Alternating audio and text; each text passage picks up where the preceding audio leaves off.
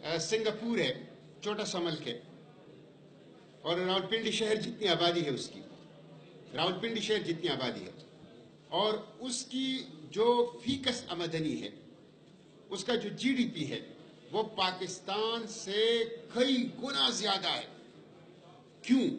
इसलिए कि knowledge based economy है उनकी, इल्म पर मबनी मईशत है उनकी। इल्म ही की बुनियाद पर, तालीम ही की बुनियाद पर उन्होंने पिंडी से छोटी सी आबादी रखने वाली उस जजीरे ने दुनिया के अंदर एक तरक्की याफ्ता मुल्क का मर्तबा और मुकाम हासिल किया। आप देख लें, जो कौमी आमदनी है इस वक्त, कौमी आमदनी पूरे आलम इस्लाम की वो तकरीबन $7 ट्रिलियन है। $7 ट्रिलियन।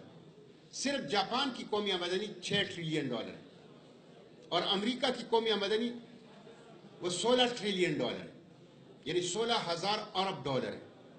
ये बहुत बड़ा, ये क्यों? इल्म की वजह से हुआ। हालांकि नेचुरल रिसोर्सेज तो यहाँ है, हालांकि स्ट्रेटेजिक लोकेशन तो यहाँ है, हालांकि पॉपुलेशन का बल्क और कंसंट्रेशन तो यहाँ है, हालांकि बड़े बड़े सी पोर्ट्स यहाँ हैं, तो होना तो ये चाहिए कि ये सबसे आगे हो, लेकिन ये नहीं है। जापान आगे है, चीन आगे है, अमेरिका आगे है, सिंगापुर आगे है। वजह यह है कि तालीम, जब तालीम होती है तो तालीम हर चीज को कंपनसेट कर लेती है, हर चीज की तलाफी तालीम कर सकती है। तालीम की तलाफी कोई चीज नहीं कर सकती, ना आबादी कर सकती है, ना नेचुरल रिसोर्सेज कर सकती है, ना जियो स्ट्रेटेजिक लोकेशन कर सकती है।